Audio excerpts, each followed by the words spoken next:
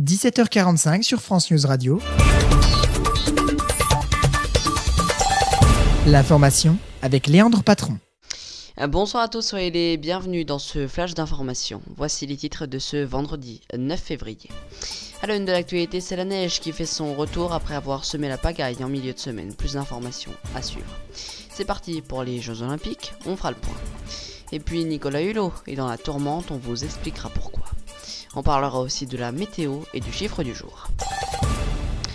On commence avec la neige qui, après avoir semé la pagaille mercredi, surtout sur la RN 118 qui est fermée aujourd'hui car la neige a fait son retour. Aujourd'hui, entre 2 à 8 cm sont tombés par endroits et cette nuit va être très fraîche, voire glaciale. Il va donc falloir faire attention au verglas qui risque de se former. Toujours, plusieurs départements sont en vigilance orange, neige et verglas. Si vous voulez plus d'informations, vous pouvez vous rendre sur notre compte Twitter, Groupe Info TV, ou sur notre site internet infotv.fr.nf.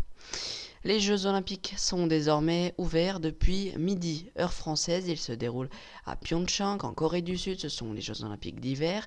Et c'est Kim Yuna, championne olympique à Vancouver en 2010 en patinage artistique, qui a allumé la vasque olympique. Un convoyeur de fonds français, travaillant pour une société de transport de fonds suisse, a livré un fourgon rempli de plusieurs millions de francs suisses à des malfrats. La raison, il voulait faire libérer sa fille qui, selon lui, avait été enlevée et menacée d'être tuée. À Lyon, hier soir, vers 19h, la fille du convoyeur de fonds, étudiante de 22 ans, aurait été enlevée à son domicile par deux hommes. Ils s'étaient fait passer pour des plombiers afin de rentrer chez elle, selon le convoyeur.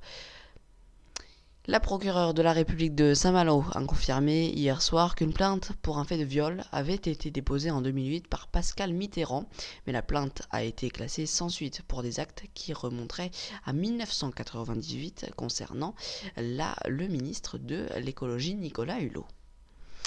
Le chiffre du jour, c'est 13, c'est l'écart d'espérance de vie entre les hommes les plus riches et les plus pauvres de France. Il a été publié hier par l'INSEE, l'écart est de 9 ans entre les femmes.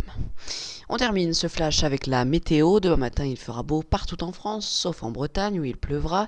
Samedi après-midi, la perturbation viendra de la Normandie jusqu'à la Nouvelle-Aquitaine. Côté température, 3 à Paris, 2 à Strasbourg, 6 en Corse et 0 dans les Alpes. C'est la fin de ce flash d'information. Prochain rendez-vous, c'est demain soir pour le JT 23. Merci de l'avoir suivi. Bonne soirée et à demain.